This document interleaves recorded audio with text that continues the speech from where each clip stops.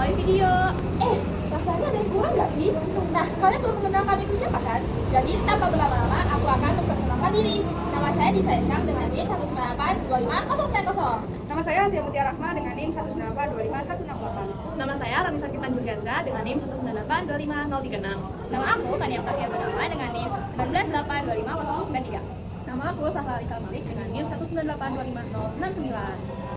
Sampah selalu jadi masalah yang sangat susah diselesaikan, terutama di Indonesia, apalagi sampah anorganik, khususnya sampah botol plastik, kaca, dan yang lainnya.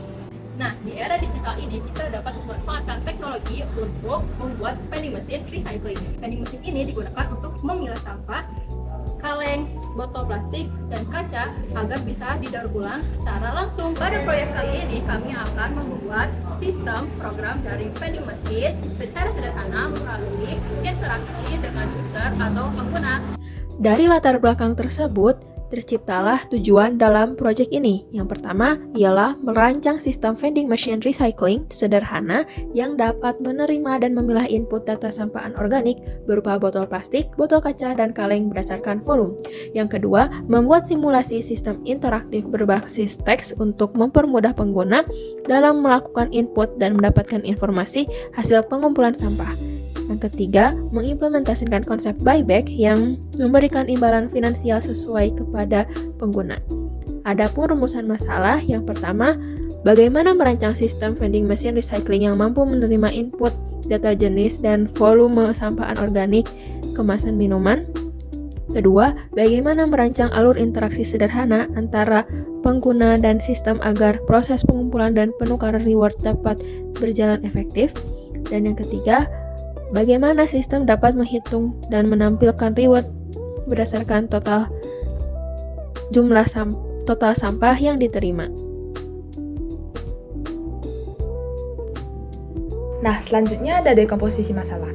Secara sistem, vending machine recycling ini tidak berbeda jauh dengan vending machine pada umumnya, tetapi terdapat beberapa perbedaan. Oleh karena itu, kami memilah masalah yang awalnya kompleks menjadi lebih sederhana dengan 6 tahap di bawah ini. Pada tahap pertama yaitu menerima sampah dari pengguna. Terdapat beberapa masalah lanjutan terkait tahap 1 ini. Yang pertama yaitu menampilkan jenis sampah yang akan dimasukkan. Yang kedua, menerima input pilihan jenis sampah dari pengguna. Yang ketiga, sistem menerima input kuantitas sampah yang akan dimasukkan. Yang keempat, memeriksa kapasitas wadah untuk jenis sampah yang ingin dipilih apakah sudah penuh atau tidak. Dan yang terakhir, menampilkan pemberitahuan kepada pengguna apakah mesin siap menerima atau menolak input kuantitas. Pada tahap 2 ini ada menyimpan dan menyortir jenis botol. Dapat beberapa masalah lanjutan di tahap ini. Yang pertama, sistem akan menyimpan sampah botol sesuai dengan kategori yang sudah diinput. Yang kedua, apakah sistem akan menggerakkan aktuator untuk menyalurkan objek ke bank sampah yang benar. Dan yang ketiga, sistem akan menghitung dan memperbaharui jumlah botol per kategori di sistem. Nah, pada tahap 3 ini yaitu menghitung dan memberikan poin. Terdapat beberapa masalah lanjutannya. Yang pertama, ada mencatat sampah apa saja yang sudah berhasil dimasukkan. Yang kedua, mengelompokkan botol berdasarkan ukuran. Yang ketiga, menghitung jumlah total setiap kelompok ukuran. Dan yang keempat, mengalihkan setiap kelompok dengan bobot poin per ukuran seperti yang tertera. Pada tahap 4 ada hasil daftar sampah. Terdapat beberapa masalah lanjutannya. Yang pertama ada menampilkan daftar sampah yang sudah dimasukkan. Yang kedua menampilkan jumlah sampah dan poin yang didapat berdasarkan ukuran botol. Nah, yang ketiga menampilkan total poin yang didapat oleh pengguna. Tahap kelima ada output transaksi. Terdapat lanjutan masalahnya berupa yang pertama menampilkan tombol tampilkan QR pada layar, yang kedua menampilkan kode QR yang akan dipindai oleh pengguna, yang ketiga mengirimkan konfirmasi transaksi berhasil ke pengguna setelah poin masuk ke e-wallet, yang keempat menyimpan log transaksi akhir ke dalam database untuk audit dan riwayat pengguna. Tahap terakhir yaitu tahap ke-6, memperbaharui data dan kapasitas bank. Terdapat beberapa lanjutan masalahnya. Yang pertama yaitu mengurangi kapasitas bank sampah sesuai dengan jumlah sampah yang sudah diterima. Yang kedua, menyimpan data transaksi berupa jenis, jumlah, waktu, dan nilai poin. Dan yang ketiga, memeriksa apakah bank sampah sudah mencapai batas penuh. Di sini akan dibahas mengenai abstraksi. Abstraksi adalah proses menyederhanakan suatu sistem yang kompleks menjadi lebih sederhana dengan menghilangkan detail-detail yang tidak penting untuk mendapatkan solusi umum dalam pemecahan masalah. Poin pertama yaitu mengenai sampah. Gambaran datanya meliputi jenis sampah yang dimasukkan dan jumlah botol yang dimasukkan.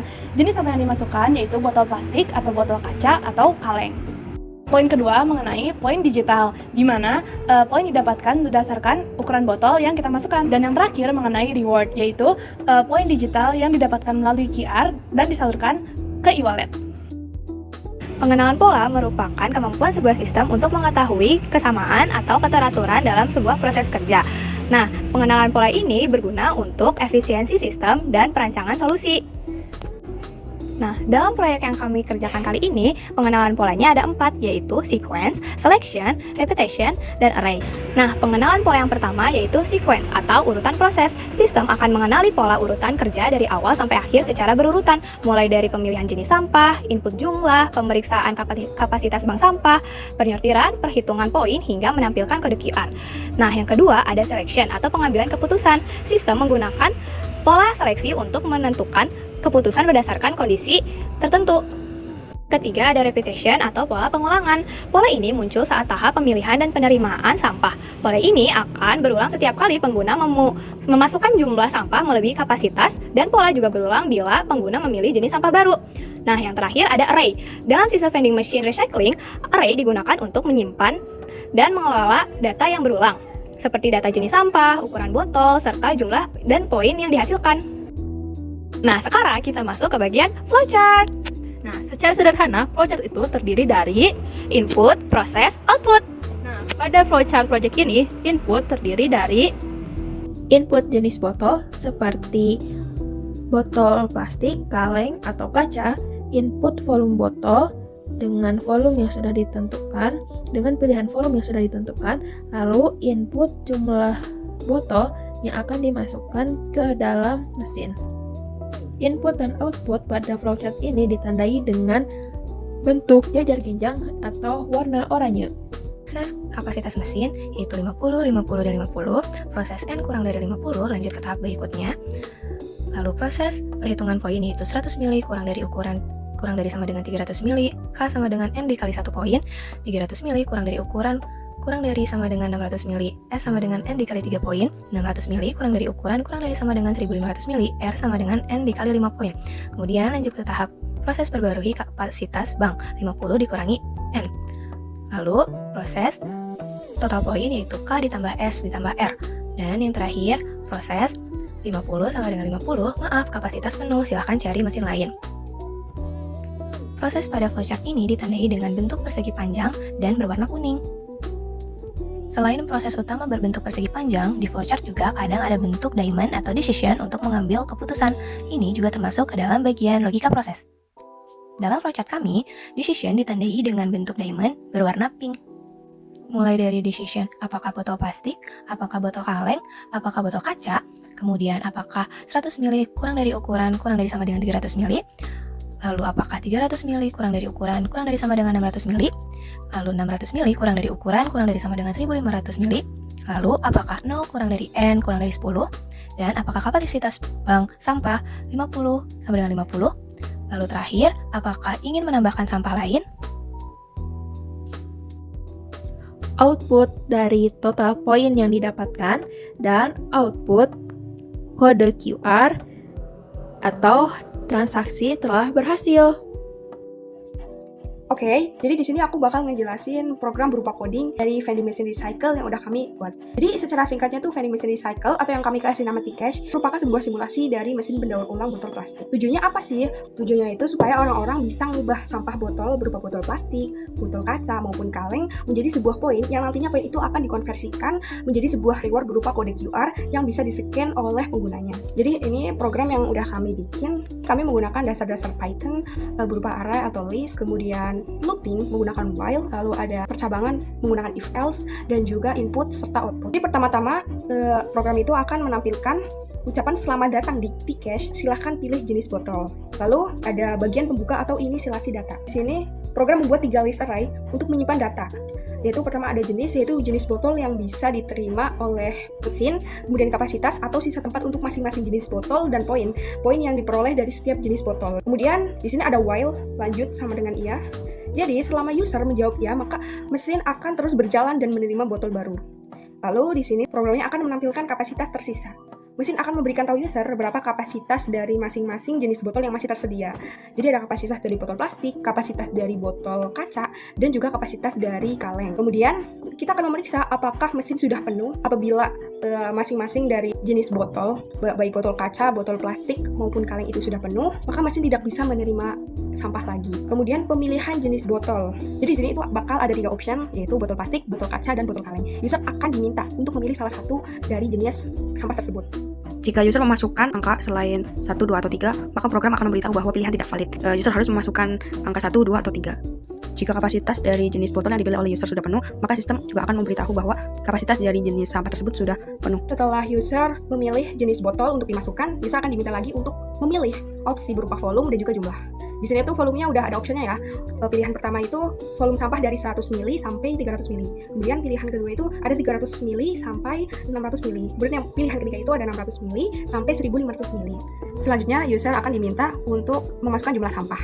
Sistem di sini tuh dia hanya bisa menerima jumlah sampah dari 1 sampai 10. Jadi apabila user itu memasukkan angka negatif 0 ataupun di atas 10, maka sistem itu akan terjadi pengulangan. Jadi dia itu akan mengulang sampai user memasukkan jumlah yang benar. Apabila jumlah yang dimasukkan itu melebihi kapasitas yang masih tersedia, maka akan terprint kapasitas tidak cukup. Kemudian akan ditampilkan juga sisa kapasitas yang tersedia. Kemudian di sini ada penghitungan poin. Jadi apabila user itu memilih volume pilihan mengetik 1, dia akan mendapatkan poin 1. Bila memilih opsi kedua atau volume yang sedang, dia akan mendapatkan jumlah 3 poin. Dan apabila dia mengetik pilihan ketiga atau volume terbesar, dia akan mendapatkan 5 poin. Jika user mengetik pilihan selain 1, 2, atau 3, di sini akan terjadi peringatan volume tidak valid. Silahkan pilih 1, 2, ataupun 3. Setelah itu data akan diperbaharui, poin akan ditambahkan, dan kapasitas akan dikurangi.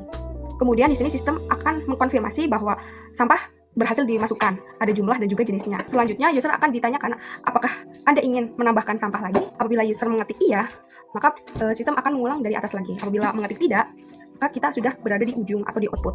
Pertama ada output jumlah total yang diperoleh menggunakan rumus total poin sama dengan poin 1 ditambah poin 2 dan poin 3. Kemudian mengeprint transaksi berhasil, silakan scan kode QR dan terima kasih telah menggunakan T-Cash. Jadi ini merupakan keseluruhan dari program coding yang sudah kami buat. Selanjutnya saya akan mencoba untuk menjalankan program ini. Oke, di sini akan muncul ucapan selamat datang, kemudian kapasitas tersisa, dan juga jenis-jenis botol. Lalu di sini saya akan mencoba memilih botol kaleng, kemudian dengan volumenya yang kedua, dan jumlahnya 5. Nah, di sini akan muncul sampah kaleng berhasil dimasukkan. Kemudian sistem akan bertanya lagi, apakah Anda ingin menambahkan sampah lain? Saya akan ketik ya.